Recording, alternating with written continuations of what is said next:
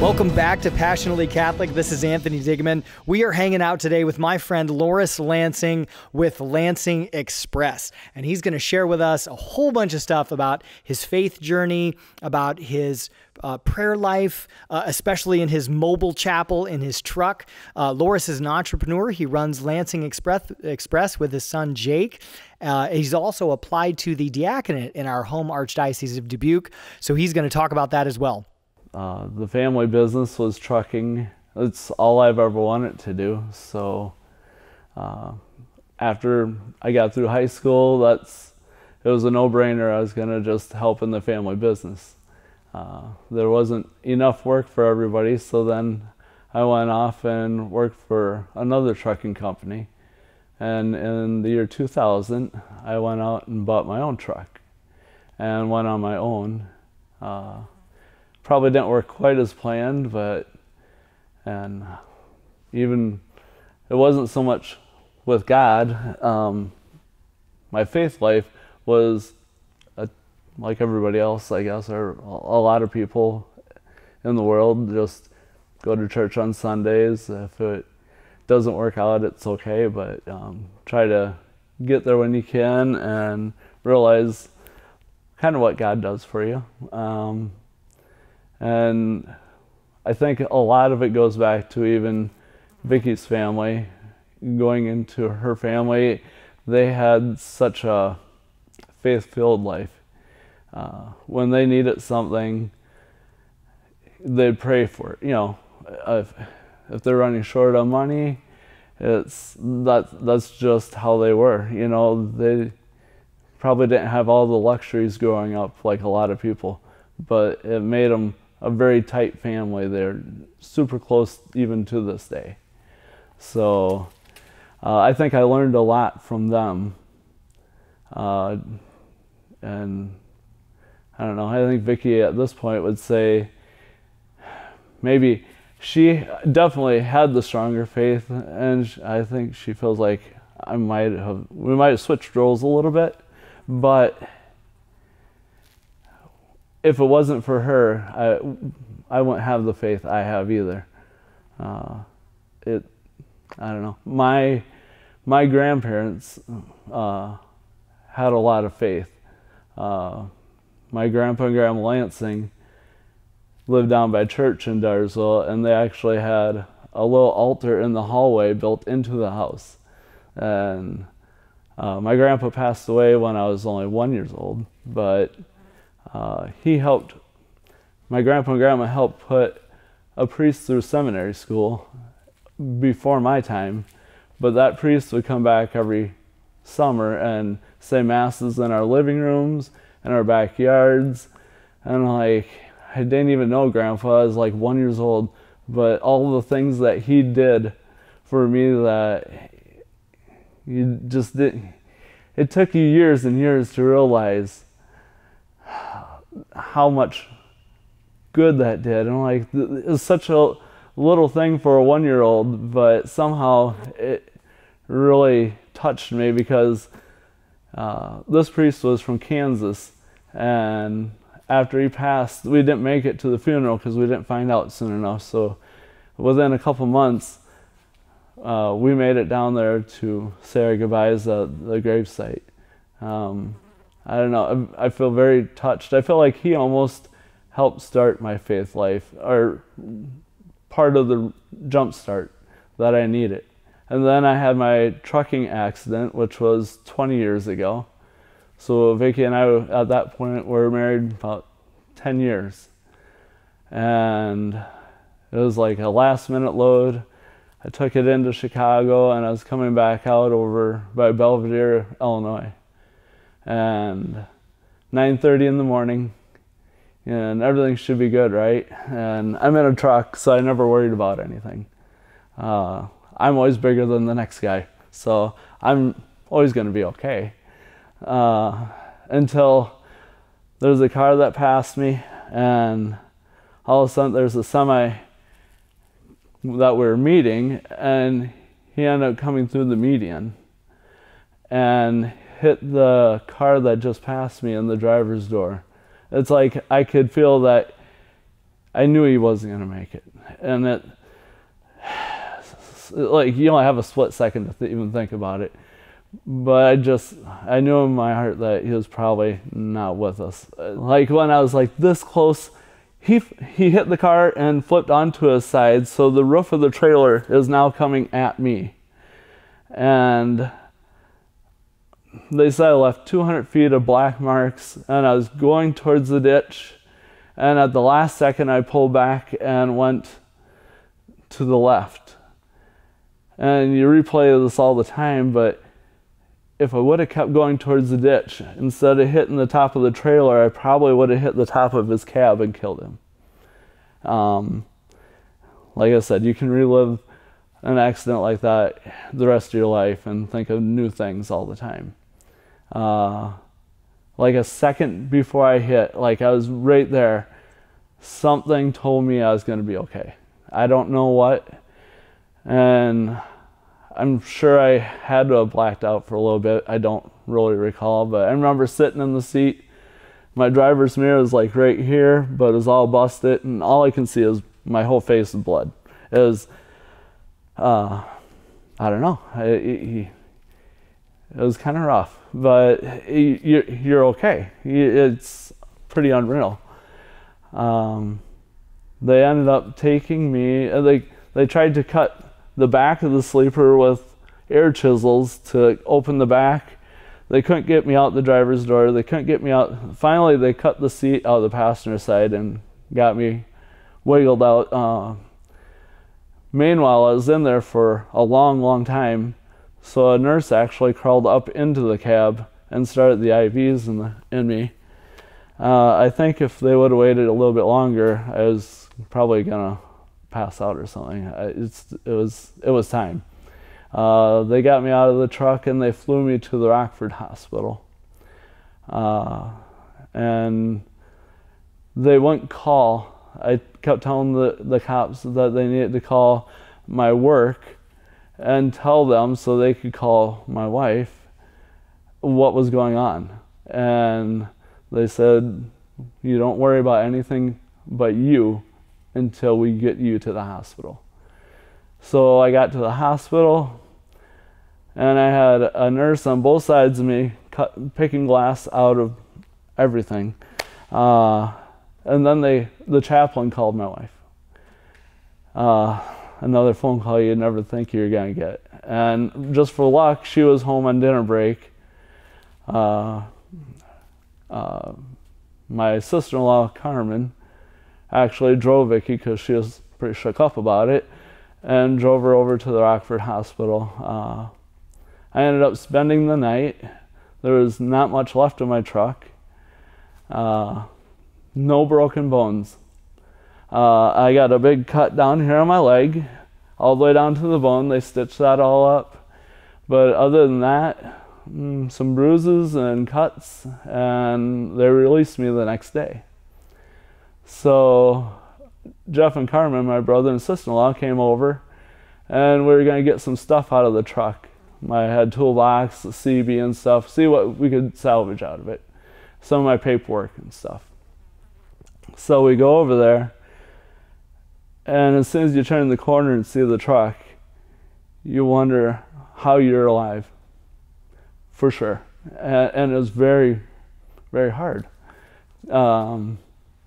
We started going through the truck, and it just so happens that before that, I don't know, 6 months, a year before that, my mom, if you ever seen the little pictures of Jesus that come in the mail, and so I had that duct taped up by my CB, and I still have it with me, but I found that in the sleeper, in the mattress, right behind where my head was. So that like says so much. Like, and that still, at that point, it took me probably 4 or 5 years to get it, to start saying, oh my goodness, God, you saved my life. Like, and that's when I turned the corner, like, you saved my life, what can I do for you? And that's how I've lived pretty much every day since. After the accident, obviously we made a point to go to church every Sunday. It was 10 times more important than it was before the accident. And now it's been baby steps, my whole journey with God. And I feel like I have such a good relationship with God now.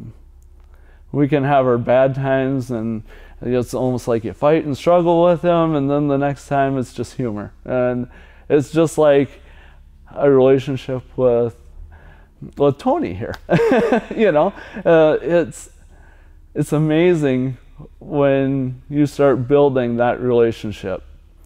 Going back to church, and then I would, in the morning when I got up, I didn't know, the daily readings there are every day, didn't know how to look them up, didn't know anything. All of a sudden I'm just turning my computer on and doing Google search, and I found a website that had some readings on it every morning. So I just read a few lines from the computer. I honestly don't know if they're even Catholic or not, but it was a start. I mean, you got to start somewhere.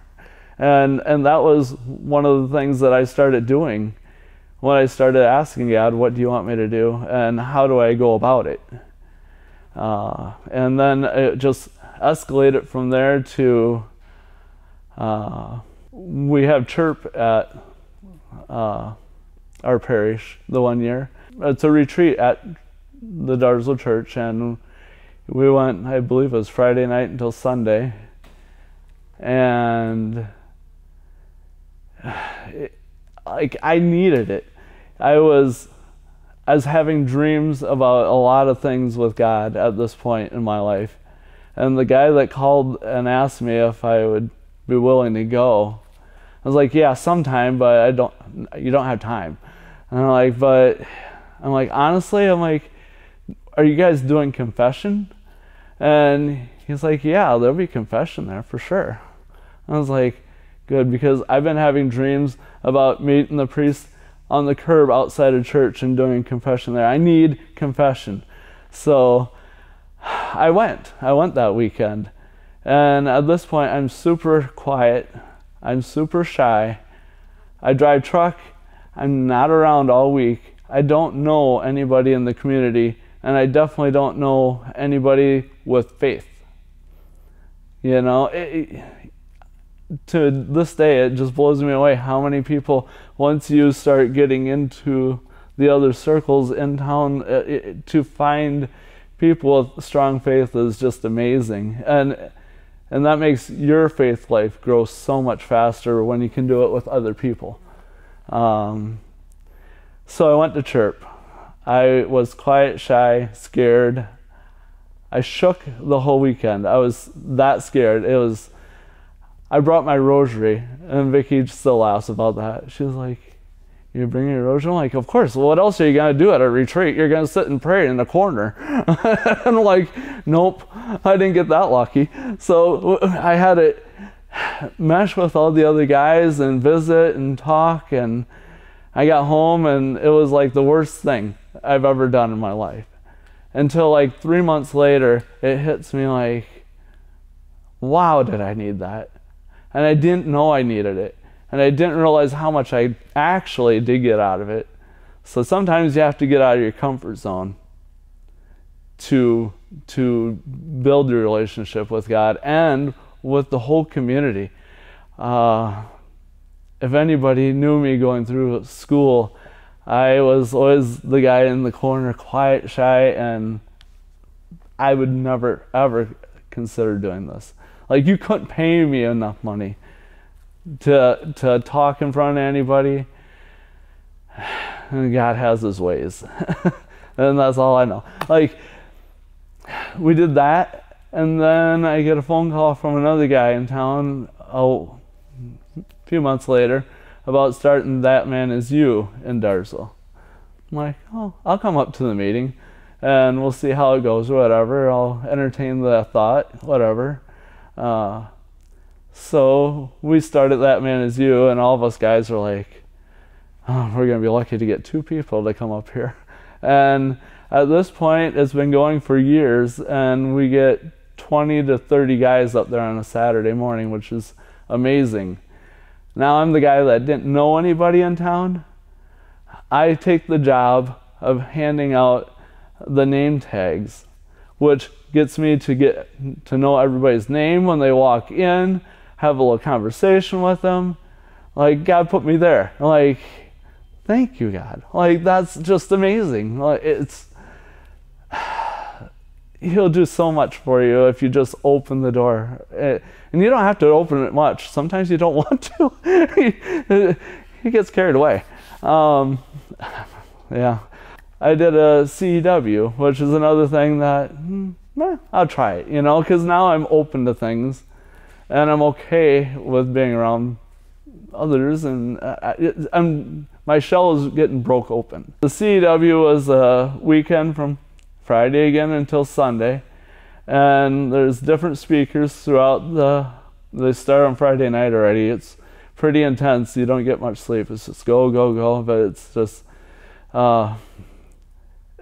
something everybody should do at least once, just to say they did it. To maybe it's not for everybody, but it's a good way to strengthen your faith.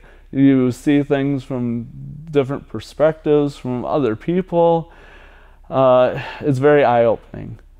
So I did the first one, and then they were getting ready to do the second one, and they give me a call. I'm like, would you be willing to give a talk? I'm like, yeah, but like, I'm spiritual. Can I do the spiritual one? Like, but no, you're not ready for that. So I did one of the other ones, and it helped break me open to talking in front of people. And I'm like, what is God doing to me? And I always tell my good friend that sent me or got me to go to church, I'm like, this is all your fault. Like, look what you're doing to me. Thank you. That's all I can say to him. Thank you. And anyway, so the second year CEW, after I gave my first talk, the second year they left me do my spiritual talk, and they want you to do 20 minutes, and I'm the guy that doesn't talk in front of people, and it's like 40 minutes long. I'm like, what do I cut out? I'm like, I just have so much that I want to share with people. I have so many stories. I started journaling. So in school, I hated reading and writing. I read, and I do so much journaling. I do so much writing. When I get a thought that comes into my head, like from God, I write it down, because if you don't, you're going to forget it. And if it's good enough to make you feel like you should write it down, you should just do that. It's been so amazing.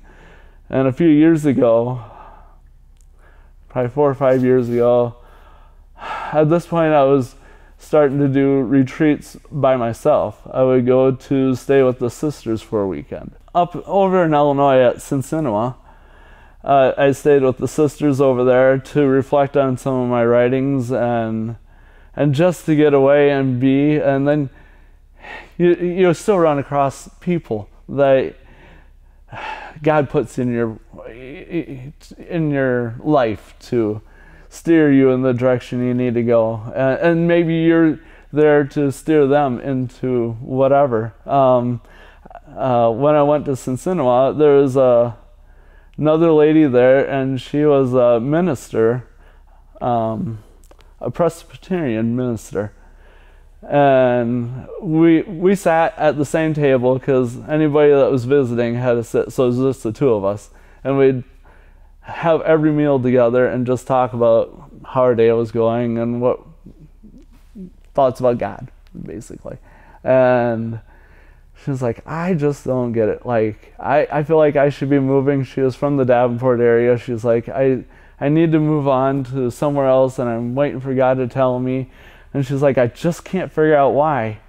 Every time I do a retreat, I ended up with the Catholics. And I'm like, you might want to think about that a little bit more. So We wrote letters to each other once, but we didn't keep the door open, but I really kind of wonder where she's at nowadays.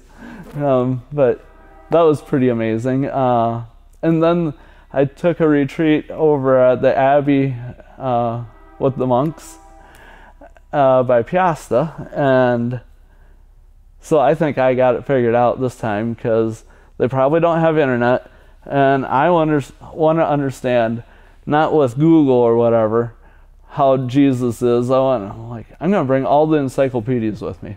So I loaded them all up into totes. And Vicky, of course, was thinking, you are so crazy. Like, you're going to lift all these totes into a room, and you're not going to read them all. And so I get there, and it was nobody talks there, but it just so happened the Archbishop was there that day. We go down for lunch, and being he was there, everybody could talk. It was full. It was packed. All the tables were full. No place to sit. So there's another guy that I'm like, can I just sit by you? And he's like, yeah, that's fine. And we're just talking for like a minute. And he looks at me, he's like, have you ever thought about the diaconate? I was like, maybe, but not seriously. I think I was struggling with that a little bit. But I didn't open any of the encyclopedias the whole while I was there. For probably 3 or 4 days I was there. I ended up talking to this guy, and it was a priest out of Chicago that God put with me to help me sort out my thoughts and if I was doing the right thing, or just to be able to visit with him about God. It was so amazing that I called Vicky the one day. I'm like, Vicky, you got to come over and meet this guy. And I'm like, I make crosses. I'm like, bring a cross because I'll give it to him. Like, so he has something from me, you know. And well, we haven't talked a whole lot. Not at this point. That was quite a few years ago. So maybe once a year we'll connect yet.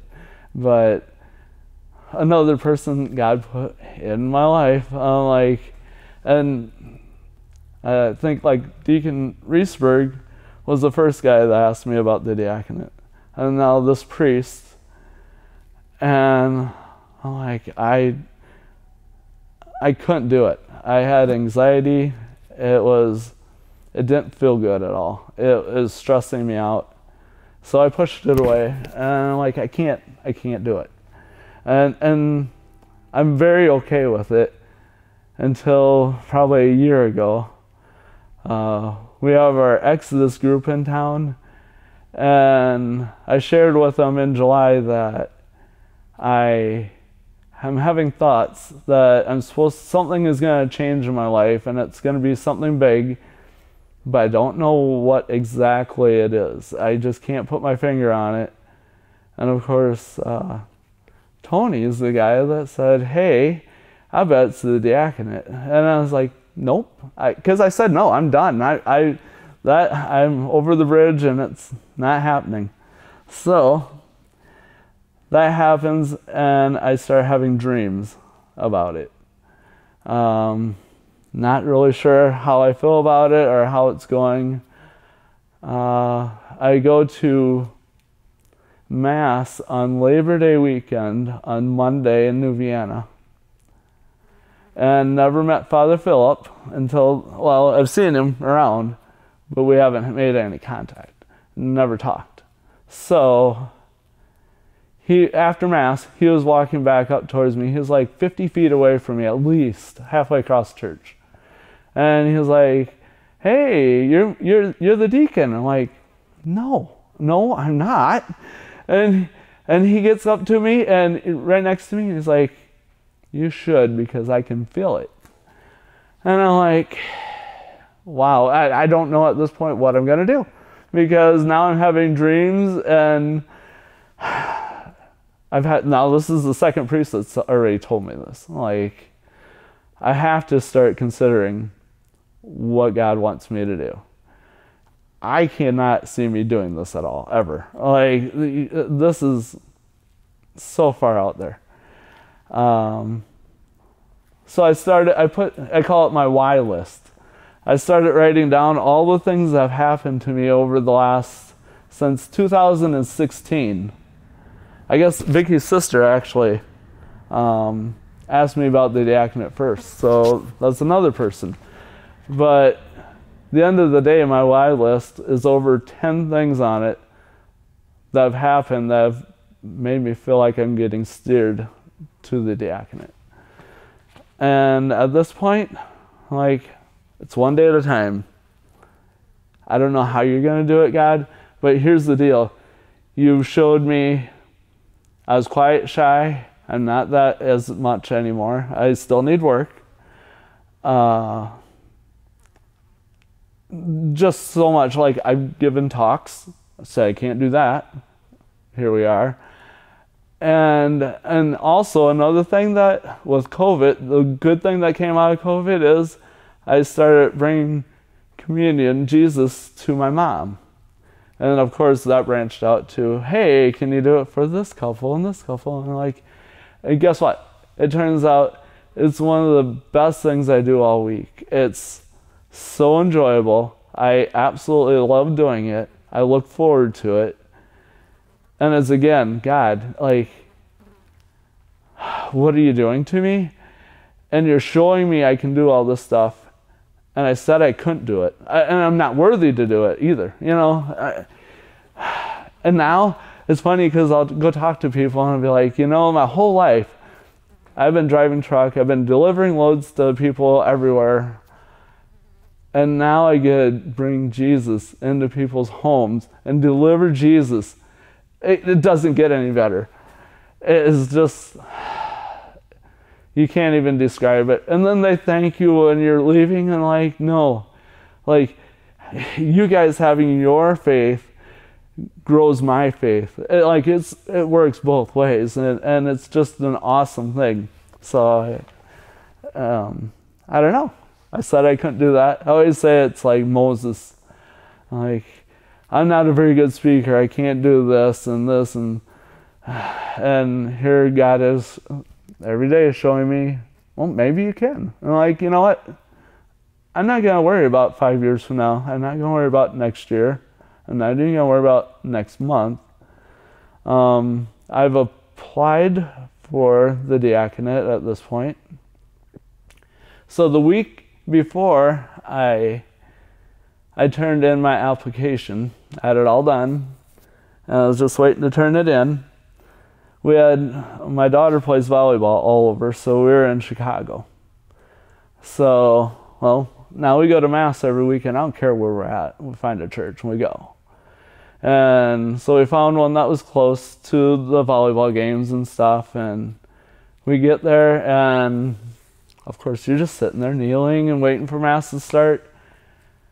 The usher comes up behind me, puts his arm on my shoulder. It's like, hey, he's like, could you bring up the offertory? And I'm like, we're not from here. And of course, Vicky pipes up, yeah, we'll do that, of course. And I'm like, at this point, the Eucharist, Jesus is so strong with me. Like, it is just amazing, the connection, the feeling of Jesus in the Eucharist. So to bring Jesus up to the altar is just wow. And then Father starts his homily, and like, the homily was all about when he was in seminary, how he came back to this parish and got to help while he was going through the priesthood, and he's like, now I love to help the guys that are becoming priests now. And he's like, but the thing I really like is when I can help the deacons. I like the diaconate. He's like, I just absolutely love to hear their aha moment when they knew they were being called. And at this point, I'm shaking and crying. I look at Vicky and Jenna, and they're doing the same thing. And I'm like, it was written for me, or us. That's how it felt. And truly, it had to be.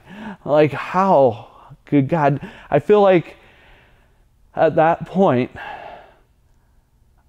I felt good about turning in the application the very next week from this.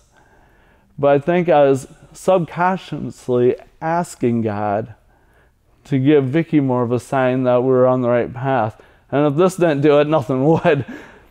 So after Mass, I'm like, here's the keys, I need a minute. So I ended up talking with the priest, and I actually have his homily. He sent it to me so I can reread it and like just be blown away time after time. God is just so amazing. To trust him and to just walk with him. And some of my writings is just so humorous. Going to adoration is so much power. If you haven't done it, you have to do it. And don't do it once. Because at first you don't know what to do. And at this point, I never know what I'm going to do. I bring books with me. I bring notebook. Sometimes you sit there. Sometimes I do writing. Like, I feel like you're called to write something down if you feel like God's talking to you. And there's times when I've been at adoration where you're almost fighting with him. Like, but that's still a good relationship to have with anybody and God. Just to be with him is very special. Going all the way back to my first retreat, which was Chirp, that's where it took me 45 years. I didn't know adoration existed. So if you think it's too late, or no, do it next week, do it tomorrow, do it the next hour.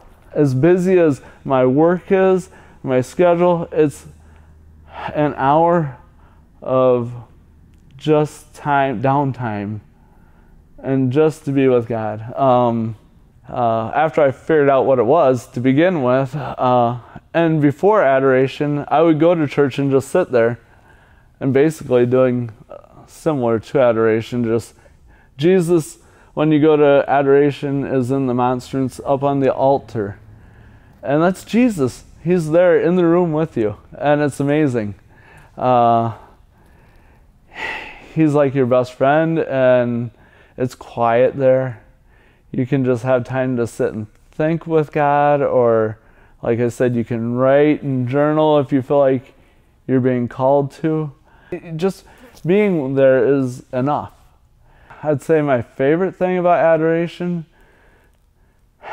is honestly the unknown of adoration, because I bring everything with me, and I don't know what God is going to want to ask of me to do.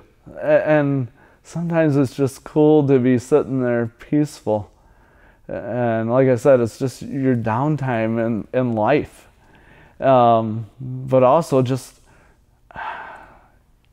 writing the adoration is just like so special. Like, there will be times when I'm writing at adoration, and this sounds really corny, goofy, but I'll get a runny nose. But I always bring tissues with me, because when it just comes on all by itself, and I don't realize it until my nose is about dripping. I'm like, it's when I'm really deep with God, and it feels like he's right next to me. And then I realize my nose is running. I'm like, yes, God, you're here. Yeah, that's awesome. So with my work, I'm always busy, and I always start super early in the morning. So I ended up signing us up for 4 o'clock in the morning. From 4 o'clock until 5 o'clock on Wednesday mornings, that's when I go to adoration.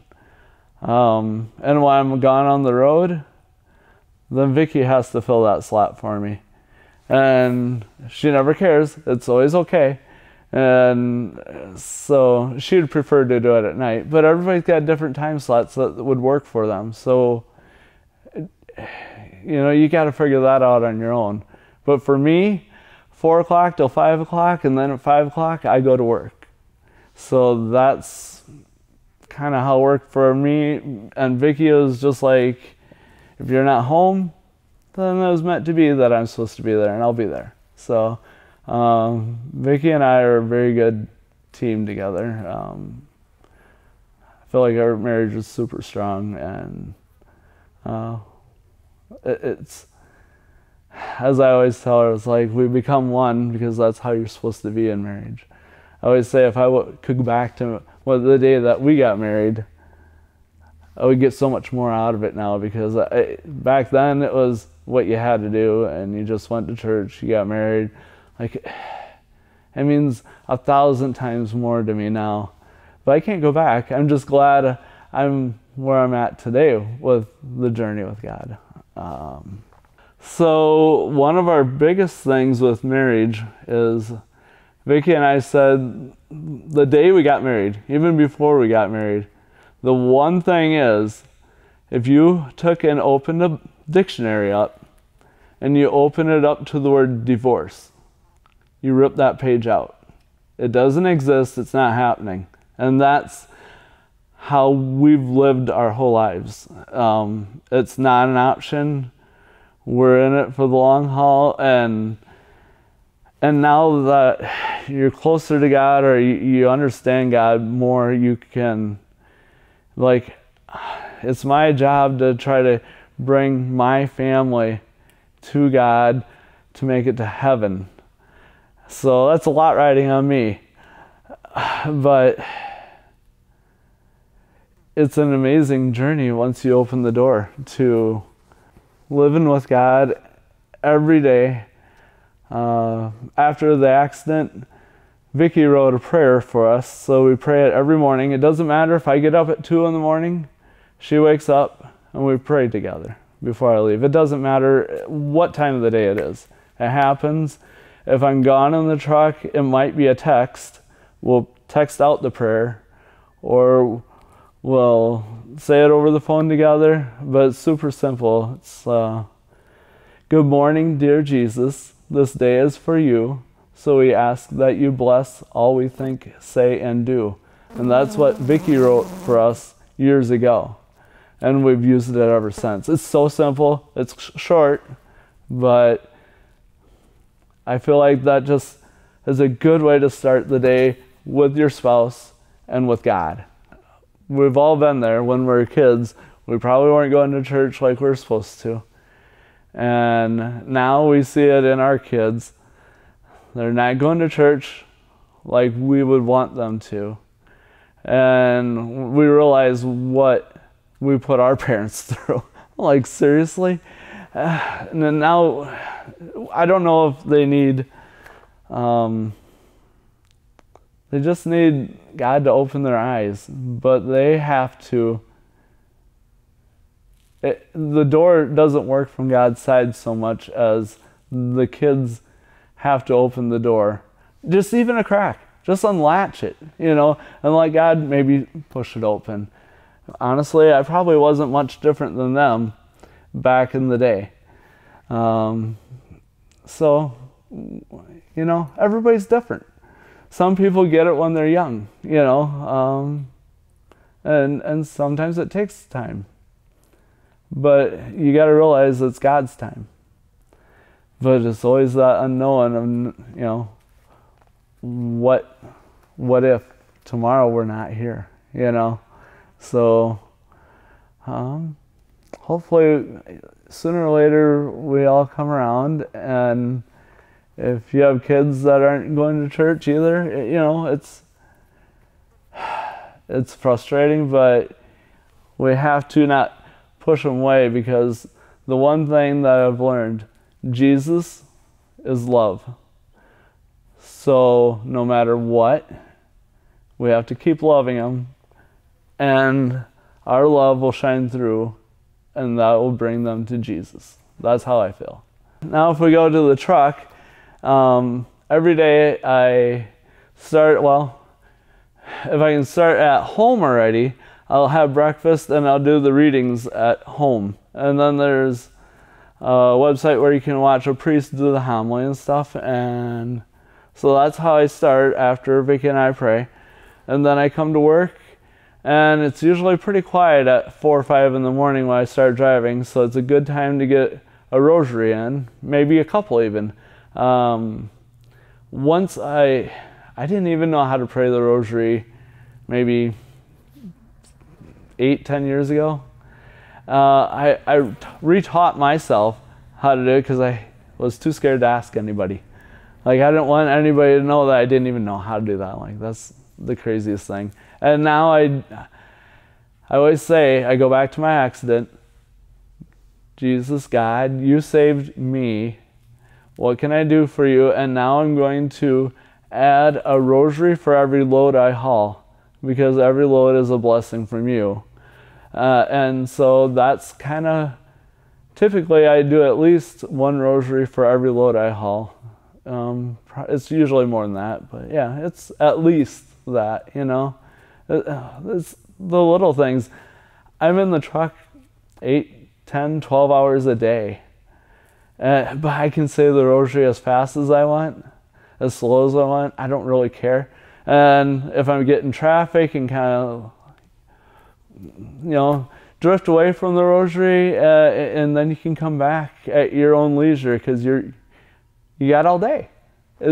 It's amazing just to be with God that way. There'd be times when my dad was in the hospital and I was worried about him towards the end of his days, and I have an iPod in there, so I just play the rosary while I slept. It just continuously played, and I just felt like that was a way of just continuously being with Dad and praying for him. Nobody lives forever, but you have to keep praying for him, even, you know, after they're gone.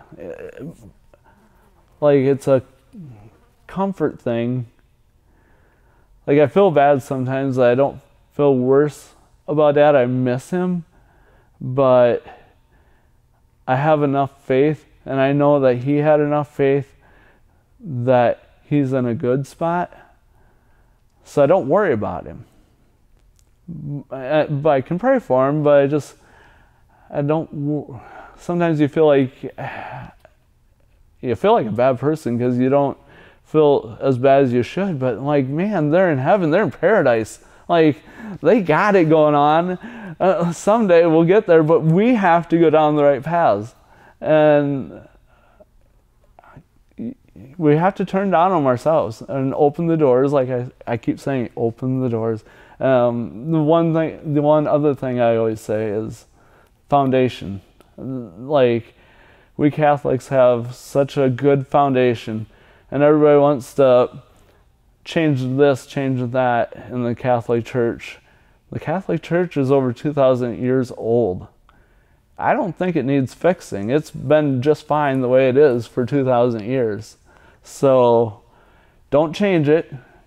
Keep the foundation. Keep the sacraments. I mean, the sacraments are all the walls on the foundation of our church. That's one way I look at it. Over the years, I started making wooden crosses and stuff. And now, my truck, a lot of people, and I use the term myself, it's my mobile chapel. And it's, sometimes I was wondering if God wanted me to switch jobs and do something different, but I'm like, I would be out of the mobile chapel. It's like where I do all my praying. So I don't really know that I'm supposed to switch it up. Just I make crosses and give them away to people, but after my accident, I have a cross over the driver's seat and a cross over my passenger seat above me. So I always have a cross. I have crosses everywhere in there. It's a good feeling. Sometimes it feels like it's church. Like I've had Father Reese come over, and he actually blessed my truck and blessed the inside. And like, it's just everything. Nowadays in my life, everything is, the background music is God. And no matter what I'm doing, it feels like it's just God. It's like I can sing in my truck. I sing terrible, so don't ever ask me to. But if I'm tired, maybe the rosary, sometimes you'd think that you'd fall asleep doing the rosary, but if you're yelling it and you're singing it, it'll keep you awake, and it's just funny sometimes. I was driving one night at like 2 o'clock in the morning. It was a super long day. Probably driving more than maybe I should have. But I was up in Minnesota, and I messed up one of the Hail Marys with an Our Father. And I'm like, really, Mary? I messed it up. And just like that, I started the next Hail Mary, and I hit fog just like that. And when I got to the end of the Hail Mary, the fog lifted. I didn't see it before at all. I'd never seen it again the rest of the night. And I'm like, Mary, that was awesome. Like, I don't know how you do that. Like, and stuff like that, that'll keep you awake. You know, it's this feeling of being that close, a friendship, and maybe even adding some humor to it. God doesn't have to be strict all the time and just such, people might think, like a stern man. No, he can be a lot of fun to be around. It depends how you look at it, you know? What kind of a relationship do you want with God? And was I always this way? Obviously not, but just over all the years, the last 10 years have been amazing. The diaconate, come on, let's just, so far out there, like, how can you ever expect me to do that? And here I am. All I want to do is please him. So, I'll go for the journey. They have to accept me. So I'm not to that stage. If I'm not, I'm perfectly happy where I'm at too. I'm like, I would just as soon just keep bringing communion to the homebound and doing my little part and just being with God and praying. But apparently he thinks I need more. I don't know. One of the ways I look at God with my life, and my youngest plays volleyball. It's like hitting the volleyball over the net back and forth. And I feel like God kept hitting the volleyball over the net at me, and me not serving it back over. I'm like, I'm not doing it. I'm not playing your game, God. And so now I turned in my application, and I'm hitting the ball back over, and we'll see if he wants me, if he hits the ball back over. And we'll both make it work one way or another. Come, Holy Spirit. With my life with God, over the last few years, opening the door to him, you start working with God, if that makes any sense. But God, I'm thinking about doing this with my business. Should I do this with my business? And then I pray about it. Are you ready to share your story, struggle, or insight to help us become more passionately Catholic? Visit anthonydigmann.com/submissions to be the next real life reflection. Remember to subscribe, like, and share this to join in our mission. Special thanks to all patrons who make Passionately Catholic possible. But years ago, visit anthonydigmann.com for more. May God bless you abundantly, and I'll see you again in the next episode. U-joint, or it's this, or it's that. And then you get to the point where it's like, I can't do it anymore. Are you ready to share your story, struggle, or insight to help us become more passionately Catholic together? Visit anthonydigmann.com/submissions to be the next real life reflection. Remember to subscribe, like, and share this to join in our mission. Special thanks to all patrons who make Passionately Catholic possible. I'm okay Visit anthonydigmann.com for more. Just don't let it happen. May God bless you abundantly, and I'll see you again in the next episode. But what do you think we should do here? Like, maybe more people should ask God what he wants from them. Like, this building. Don't forget to subscribe, like, and share this video to join in our mission. And I look forward to seeing you again in the next episode. You're back in the door every day, and you're like, this is a dream come true. It cannot even be. And then Remember to subscribe, Even like, now, and share this video to join in our mission. I read you right. May God bless you. Okay? And I'll see you again in the next episode. If you want me to sell it, I'll sell it tomorrow. Do you want me to do something different with my life? I don't know how I'm going to work this whole diaconate thing that you're thinking I'm going to do into my life. And if this building isn't part of it, it's okay. Or if I need to just sell the business, it's okay. Just help me through it. And then one day I was power washing the floors off, and I'm like, God, why in the heck would you give me this? Or, let me have such a nice building if you wanted me to do something else. And it felt like he was just like, enjoy it. It's okay. And